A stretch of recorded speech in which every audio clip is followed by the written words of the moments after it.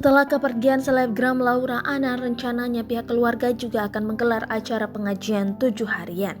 Hal itu diungkapkan Amelia melalui tayangan kanal YouTube KH Infotainment yang diunggah pada Kamis 16 Desember 2021.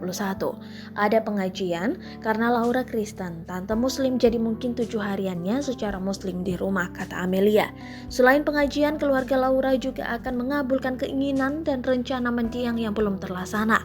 Salah satunya, keinginan Laura untuk membagikan hadiah ke anak-anak yatim saat perayaan Natal. Insya Allah terlaksana semua acaranya, termasuk janji-janji Laura itu yang harus kita tepati. Dia ada banyak rencana. Natalan ini mau bagi-bagi kado, mainan ke anak yatim gitu, pungkas Amelia.